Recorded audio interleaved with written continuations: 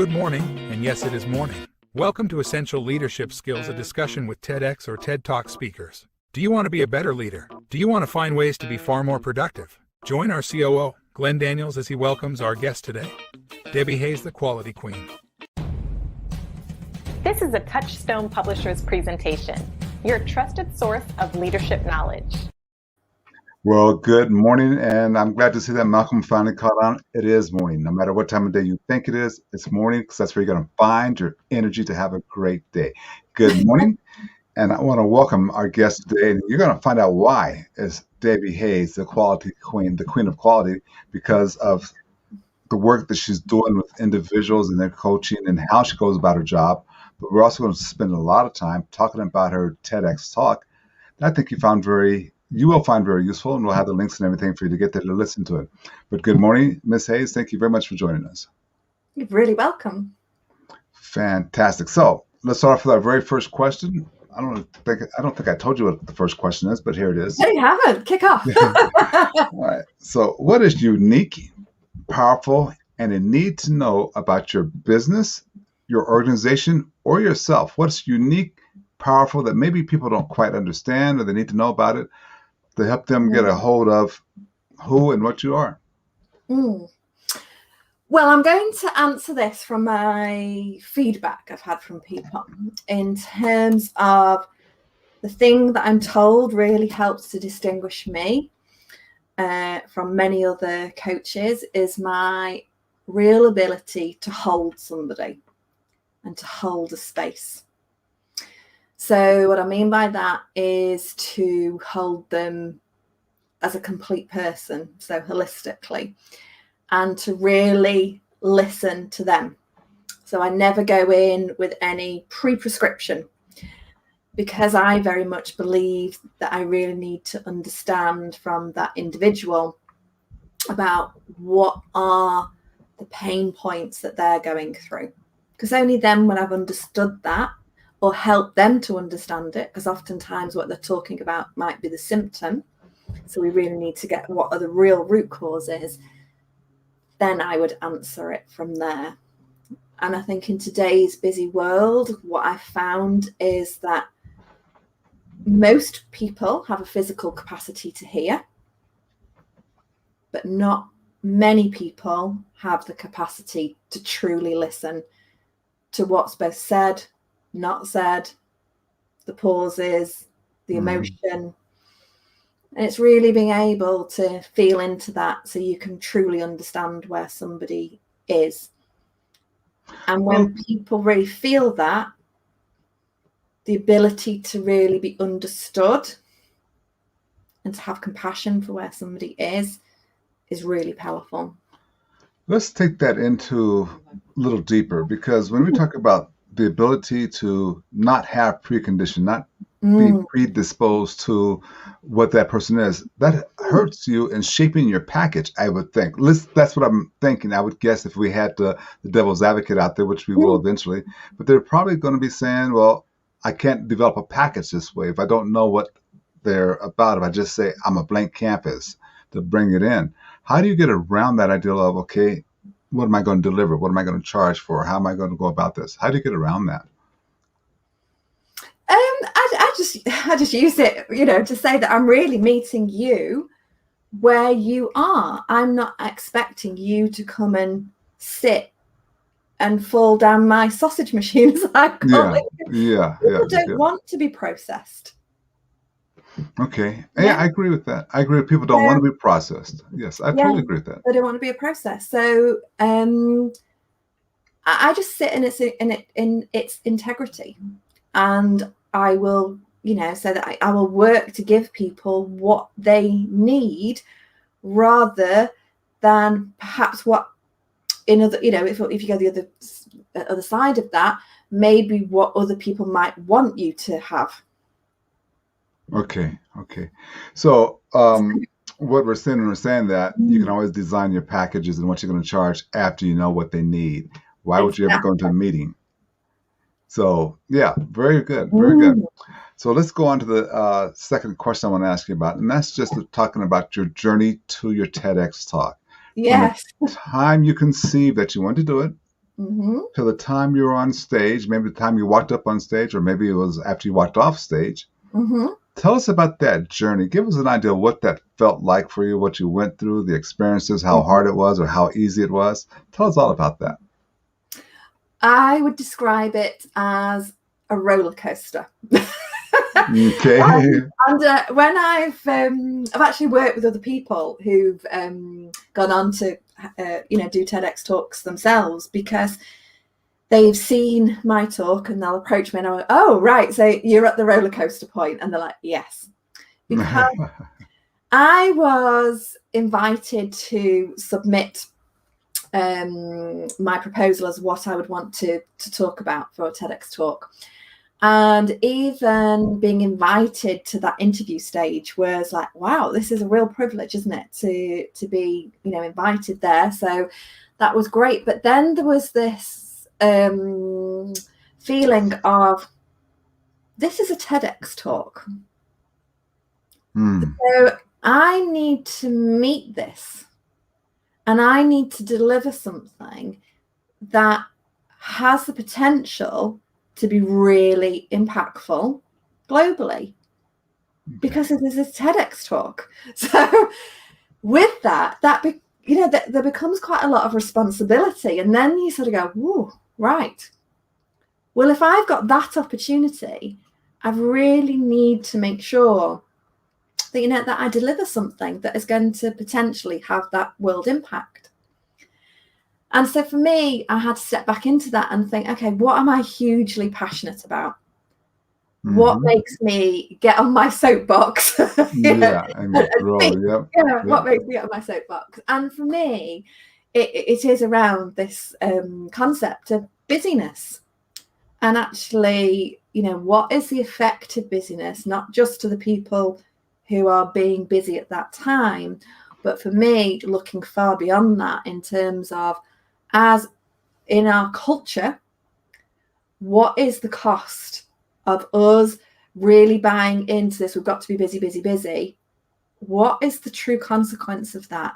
And we really need to stop and look at that and take responsibility and say, is that really the legacy that we want to leave? Because it can be quite damaging. Yeah. So you picked a good subject.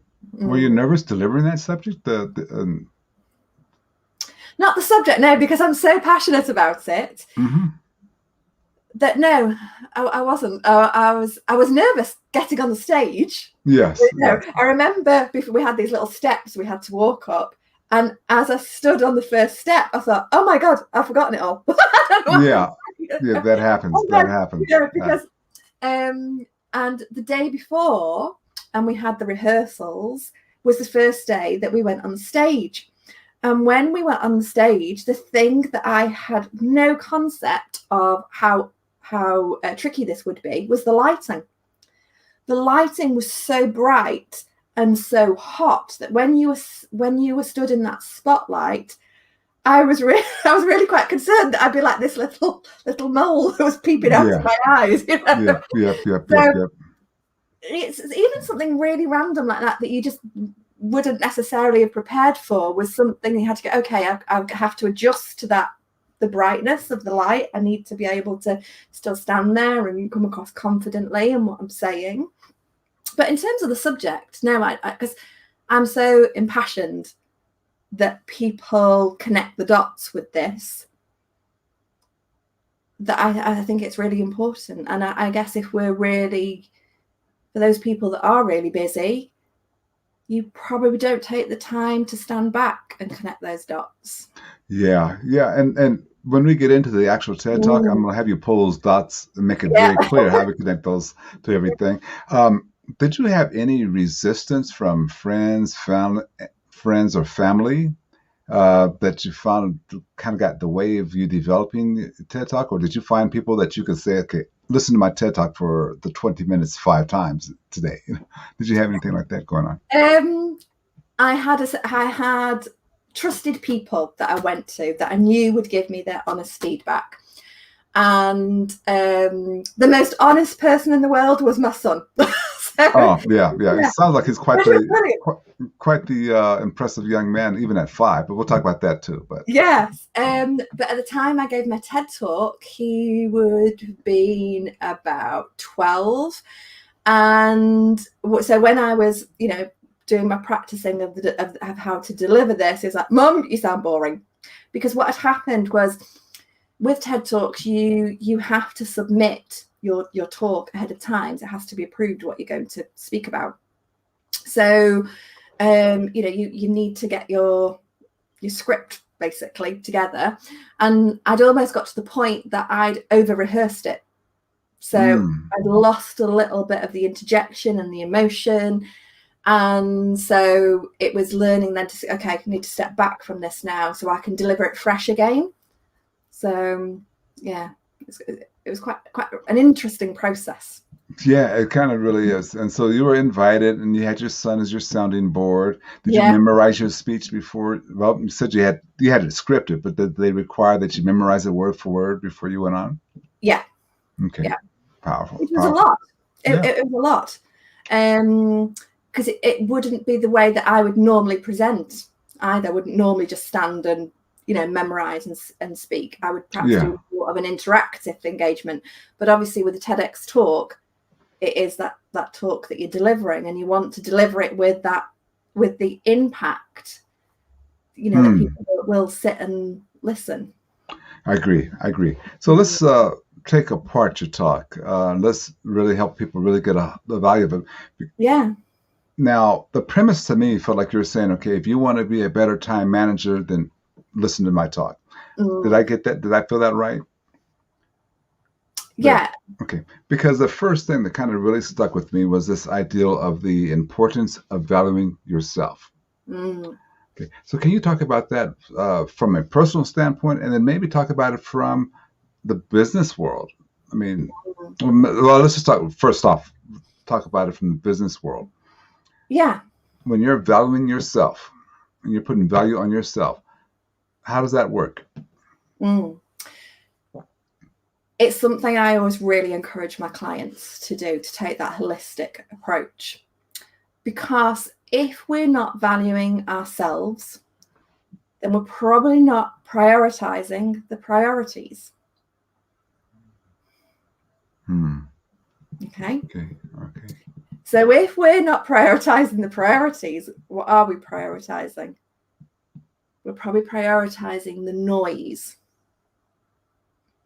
Because in a business world, what I've discovered with people is there are so many things going on that they react then to the things that are noisy. And what I teach them to do is to really come back and evaluate what are the real priorities in this business. And you need to be able to value yourself, your talents, your gifts, your time. Because if you don't, you're going to give all of those away to other things, and that's going to leave you very depleted. Okay. I track with you a little bit. So when you're saying valuing yourself, knowing what you're doing to make the company successful, the skills you had to make the company successful, and deciding, okay, that's more valuable than being on the phone maybe. But also, does that mean valuing the fact that you take care of yourself? You do take your hour-long lunch breaks, maybe off property or off-site, or 30 minutes, whatever it is, meditation time. Are you referring to that as well? Oh, absolutely. And so I always encourage people to take a holistic approach. And I say, well, you're not cut in two. You don't have a work half and a home half. You have a whole body, and that whole body goes everywhere with you. And I would really encourage people, if they're coming up to busy periods, then you need to do even more self-care, not less. And, I've learned this the hard way by not doing that sometimes, So absolutely. And helping, not to prescribe what people do, but to help people themselves to understand what is their way of making this happen. Because what's valuable to me might not be valuable to another person.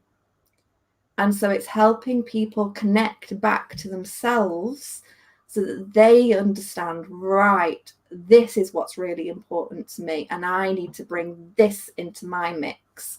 Okay, so what we're going to hear from people then on occasion, and especially I kind of spoke to a few people before I did this for you with us today. One person said, that sounds kind of selfish. How do you respond to that person? I value myself. So he said, well, that's selfish. Shouldn't I be valuing my children and making sure the business is profitable so people have a job? So it's important that we all have what's called a healthy ego. So if we have a healthy form of ego and we are valuing ourselves to the appropriate level, I don't believe that is selfish. If we have an overinflated sense of ego where we only doing things for ourselves and nobody else, then yes. So this isn't about only doing things for ourselves, but it's making sure that we are in the mix. Okay. And that we are addressing our priorities, which would, for me, valuing myself would be to look at that holistically. And therefore, valuing myself would be my relationship with my child, with my family, friends. Because it's understanding that if I have healthy relationships in work, out of work, that's going to support me, but it's also going to support them. Okay. And if I don't value myself, the other thing that I often say to people is, well, what are we teaching the next generation then? Yeah. Because they're watching. Yeah. And do I want to set that example? You know, I was going to ask you that question a little bit later on in the process, but let me just ask it now since you walked into that. What will the next generation look like if we continue down the path that we're on right now? Busy. What will the next generation look like in your estimation? Well, what I've seen, even in the last 5-10 years, is that as we get deeper and deeper into what I call the information age, then we've got more and more information coming towards us. And that is pulling our attention away from our relationships, I believe, into our time being given to all this information, gadgets, etc. And because people are having to try and fit all this in and navigate all that information, what I perceive has happened is that then people are giving less time to people for those important interactions. And therefore, even something as simple as going to the shops has moved away from, hi, how's your day? How are you getting on? To, here's my card and flash. Right. Yeah. There's no interaction. So I believe that if we lose those simple interaction points and we become more and more automated, then for the next generation, where are those interactions going to come from outside of their family dynamics? Because those social learning points are being taken away from us in the name of efficiency, because we all feel so busy, want to rush around. Is that what we really want though? And even last week I saw something saying that, the effect on our older generation of this as well is that the older generations who perhaps enjoy going to the chemist to have a little chat with their pharmacist or being able to go to the bank is actually causing them to become more and more lonely, because where they might have gone to the newsagents for a chat or go to the bank or all these different points that they were able to go to, the interactions are being removed. Okay. Well, For plastic. So I think we've really got to take a look at, are we giving our time to the right things? Are we making sure that we maintain our emotional intelligence? Because I believe we're losing a little bit of humanity. okay. So if we're losing a little bit of humanity, and because we're losing those interactions, those touch points, that becomes routine and becomes kind of habit for children. How does that affect them? I guess if that's the way they know to do business, to handle business, hey, I got a customer service complaint, I'm going to chat about it. I'm going to text message about it and be done with it. How is that hurting them? And I think that's important that we understand that. So if we look at studies in terms of, if people become, less emotion, like they have less emotional interaction, then they become more isolated. And through that isolation of not having that sense of personal human connection, then, over time, that can start to affect people's mental well-being, their sense of self-esteem, because it can start to feel like people don't care about them. That obviously then causes that, oh, people aren't caring about me.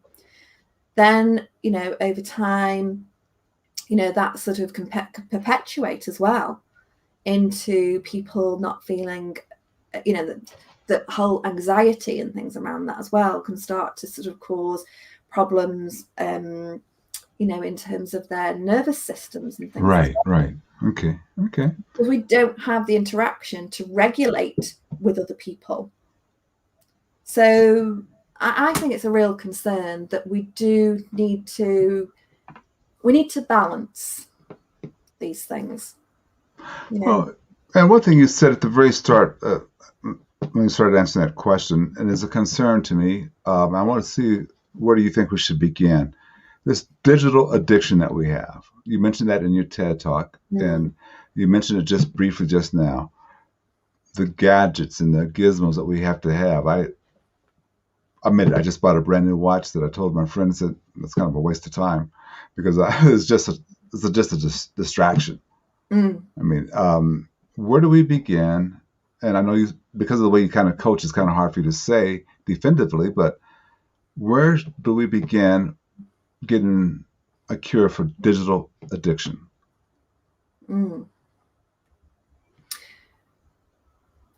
I think we've got to ask ourselves our question of, what is it we're really looking for?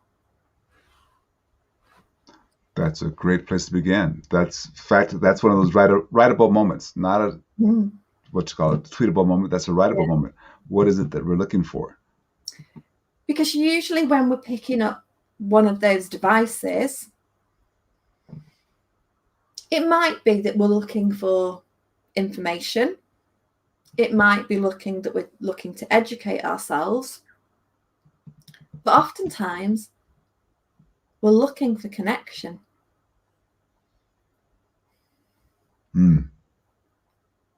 But are we really finding connection of its truest nature? Okay. I think you can pass a lot of time, but I think the addiction, probably what people are looking for, is they're looking for that connection, many times in that, but I'm not sure they're really finding it.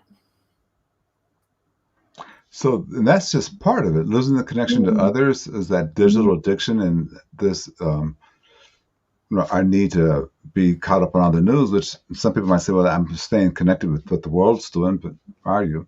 Also, you told a story that I'd like for you to kind of retell a little bit about, not a story, but a parable maybe, about, and you started here too, going into a retail store and purchasing something. Can you expound upon that and how it helps us lose our connection to people?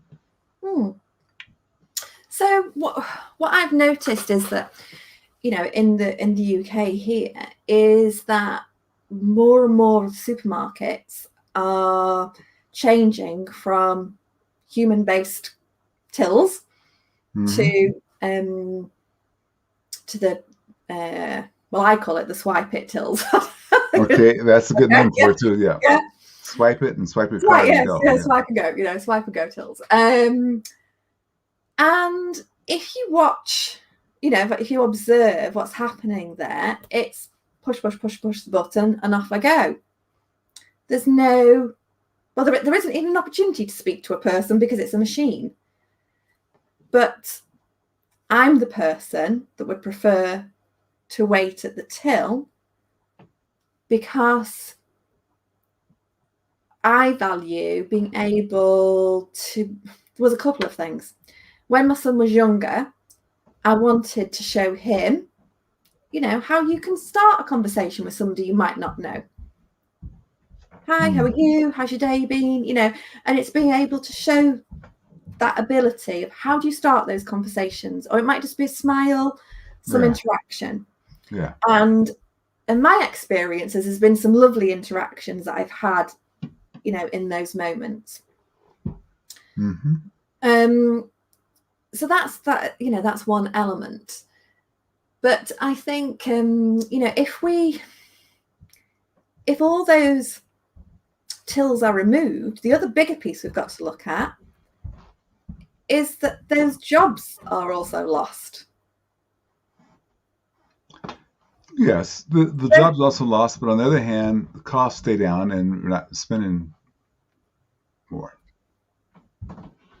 But then if there's no people there, and is the cost to humanity far greater that people have lost jobs and people have lost that ability to have those interactions? What's really more important? No, that's a great question. That's a great question. I mean, what's the cost to humanity? That's a great question, yeah. And that is why I get on my soapbox about this subject, because I think, okay, when there's one till like that, okay, that has a small impact. And if people want to go and process their payment in that way, then I suppose that's that choice. But when I ask people, have they stopped and thought about what is the long-term effects of this? If more and more shops go down that path, is that what we really want? Because also if those people aren't paying, if they don't have those jobs, where else are they getting those? Where else are they being employed? Are we creating a different problem? Are we hiding a problem? What's the long range challenges to it? This is why your talk is so important. Yeah. And just for those of you who haven't, why we picked this series, because 18 minutes is not enough time to go in depth. You can share your ideal, but it's really not enough time to go in depth. So just this ideal of, what's the cost to humanity, that you couldn't have gotten that out in your TED Talk. Well, you might have planned that, but it's hard to get that out in the TED Talk. And I think that's very important for leaders to hear. Okay, how am I setting things up? And is it going to hurt us 100 years from now? It may help us tomorrow, but does it hurt us next quarter, next year, or 100 years from now? What's the cost to humanity? And really, even to that business right now, what's the cost? Yes. Because when and a lot of my ex-clients will know this, that the first time I walked into, we have a retail store here called WH Smith's. And I went into WH Smith's when they first introduced this concept of these tills. And the lady said, well, we've got a machine now. And I said, but I don't want to use the machine. I would like to be served. What does it cost them to ignore that? Yeah. That was ignored. And if businesses want customers, we need to keep customers happy. And if I don't feel served, I don't feel particularly valued. Okay. Actually, I didn't feel valued at all because I was just being sent to this machine, and I was like, no, I don't want to use the machine, thank you. I would like to be served. Okay. Because there was no ability for that person to serve me. So when we talk about customer service, we should be serving our clients. We should be building great relationships with our clients. Does build a great relationship? It might introduce speed, but it doesn't make me engage emotionally with that company whatsoever. And even when people send me to automated calendars, I feel a bit like, oh, I'm being processed, aren't I? Yeah. I'm feeling this sausage again. I'm just in the processing machine. I'm just being treated like everybody else. There's no conversation, so for me it's just really important. And the contrast of that is like my local garage are the most lovely service-based garage that when, say, my son was younger and it's like, oh, it's your birthday, right, let me buy you the chocolate bar. I'll buy you that chocolate bar, you don't have to pay for that, it's your birthday. Right. So, the service element, because you're talking and you've built up that relationship and they know who we are. We're called by our first names. And we look forward to going because we know that we're going to have that lovely interaction. And that all kind of comes from how you manage yourself, what your priorities are, how you manage your time. And if you don't have the priority set up, like we said at the very start, it manages that. If you don't have the time to speak to somebody, the story you told about just going in and not even looking at the person, you handed them a card, your credit card, because you feel you're too busy for that. There's a lot of consequences to operating this way.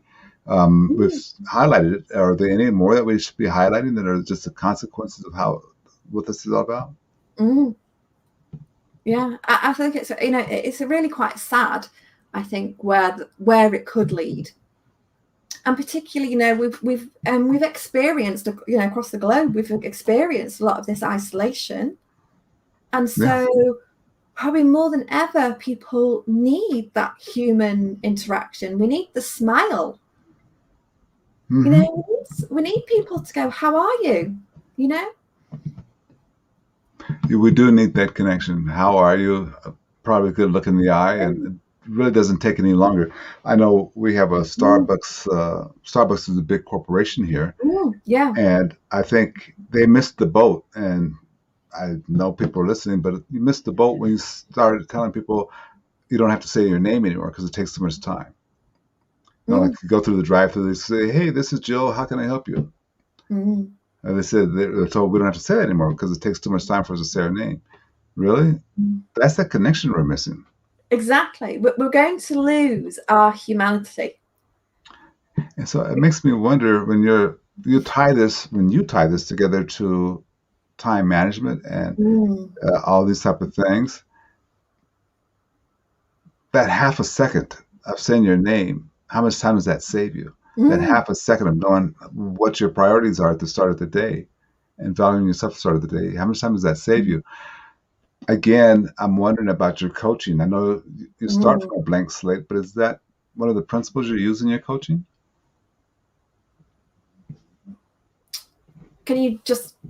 Well, okay, so when you are coaching, is that where you're trying to get people to understand, know who you are, know what your value is, slow down because it saves you time?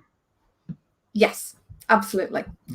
Because when people really look at what are the true priorities, whether it's in their own life or in the business or the career, then we can address those things and people realize how much noise there is in the life. And if we clear away the noise and we focus, we prioritize the priorities, everything actually gets so much easier. But when we're focused on all the busyness, we're probably not focusing on what's really important. Okay. Okay. So with all that said, it makes great sense. And so is the statement that you made, and I'd like for you to just share it with the audience and explain it to them Mm, a little bit more. Having success without sacrifice. That was kind of the mm, theme. Tell yeah. us a little bit more about that. Okay. So if we're truly valuing ourselves and we know what we value and we're able to prioritize those things, then for me, we aren't in sacrifice because we're very deliberate about what actions we're taking.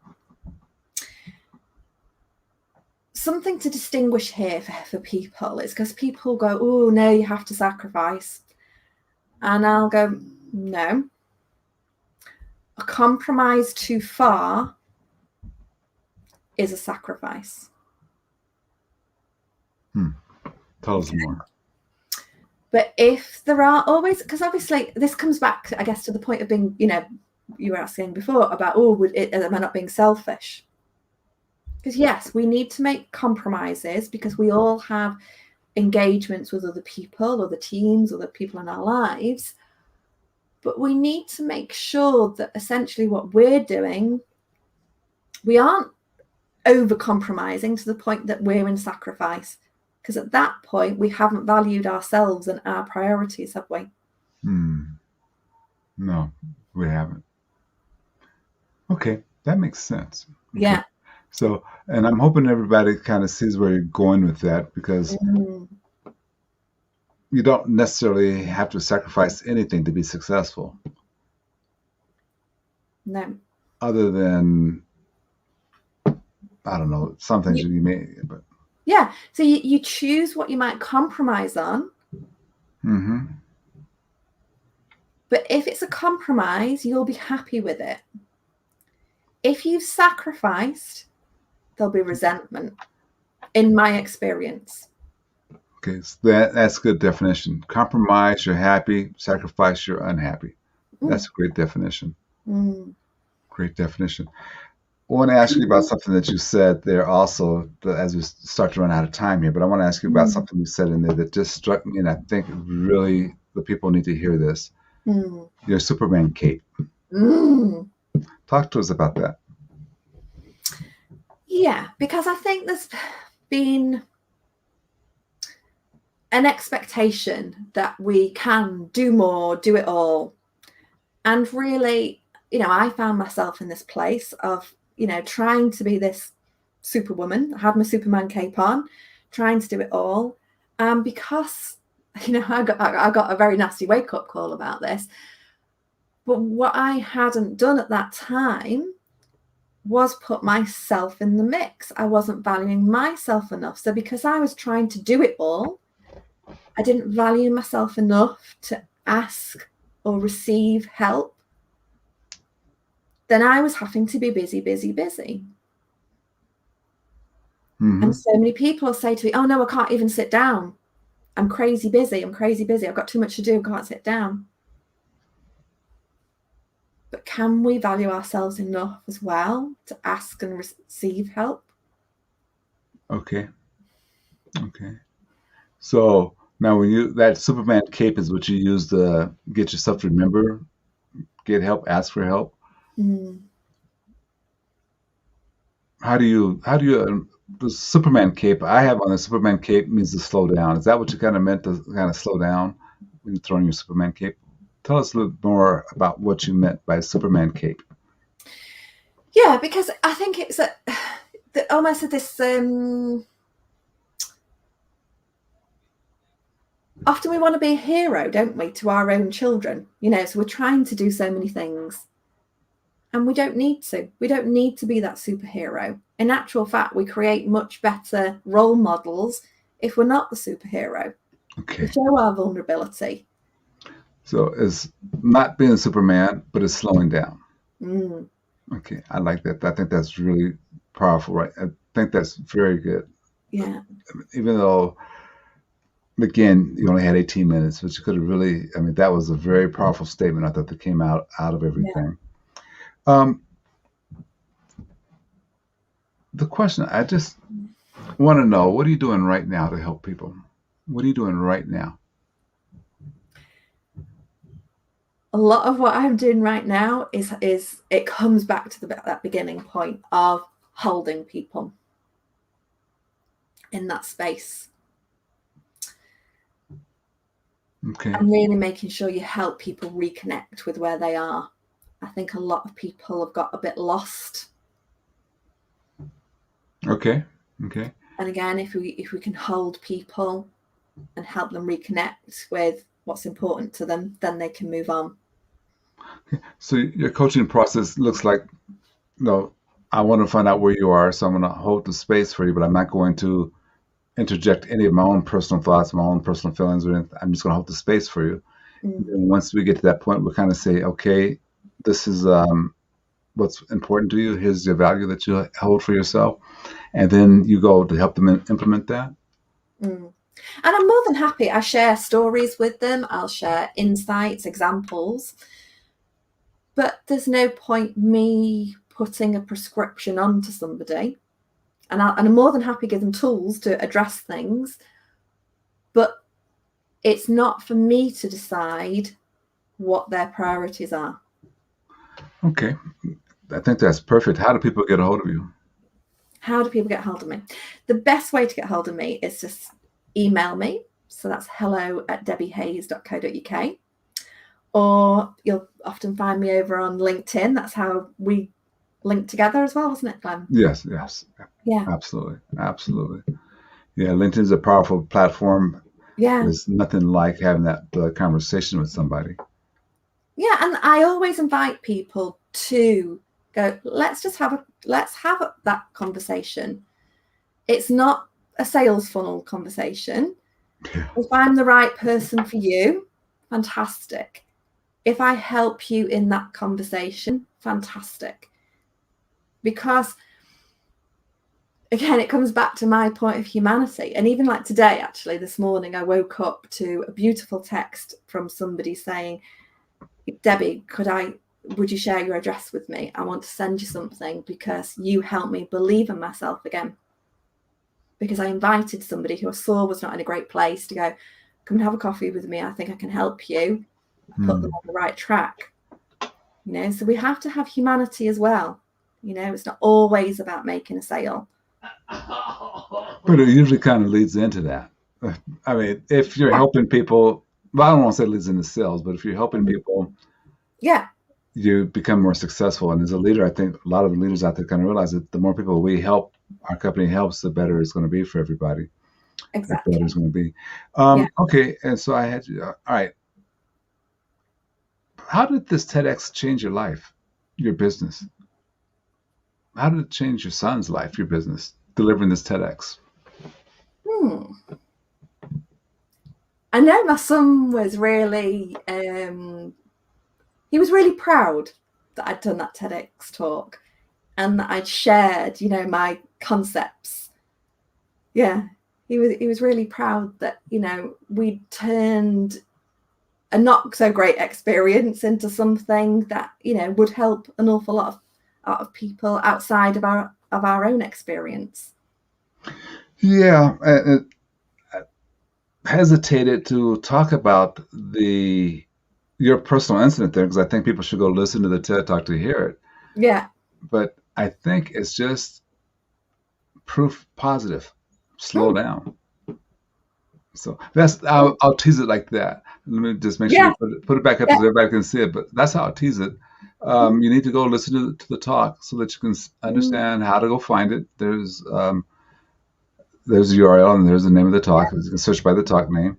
I think that's very helpful, and I leave it just like that. Go listen to it so you can hear the personal story that ties this all together. Why did you decide, by the way, to put that at the end? Just a curiosity, because most people put that type of story at the very start, but you put yours at the end. Why did you do that way? Because I wanted to give context, really, to why that was relevant. So I wanted to sort of show that sort of broader picture of what I was seeing currently happening in the world and how then my own experience was proof positive. Yeah. Okay. All right. Last question for you. What question should I have asked you that I did not ask you? What question should I have asked you that I missed or that I should have asked you? Oh, Glenn. What question should you have asked me? Okay. Quite often people ask me, why am I called the Queen of Clarity? So Okay. you ask me that. Why am I Perfect called question. Yeah, the Queen of Clarity. And we started out with that. I said we are going to cover that. So perfect. Yeah, there you go. So that came from my clients. I always say I was like crowned or awarded the name of the Queen of Clarity. Because when people speak to me and I just go, just talk, don't worry about, it doesn't have to be in perfect sentences, just talk, share what's going on. And then I just have this ability to be able to see, like I say, to listen and go, I think this is where you're stuck. And people go, how do you know that from that? And I just see it. So that's the Queen of Clarity. And then people go, oh, you're just like the Queen of Clarity. And I know that for me, the power of clarity, which again, when we value ourselves and we can be really clear about what we want, what we need to do, then everything gets so much easier. So I guess, I create a clear path. I give people that clarity of what are those next steps so they can bring things to life for themselves. See, I've just put in my little 2 cents here. Clarity is your pure fuel, your pure power. And being the Queen of Clarity means you help them bring that clarity to people in their business world and making a difference all around. I want to thank you very much for taking the time. I know that you're busy, and I appreciate you taking the time to sit down with our audience, me and the audience, and share this powerful message. Thank you. You're very welcome. Like I said, it's for me, I'm walking my talk. I'm prioritizing that as a priority because it's important to spread that message to people, isn't it? Yes, it is. It is.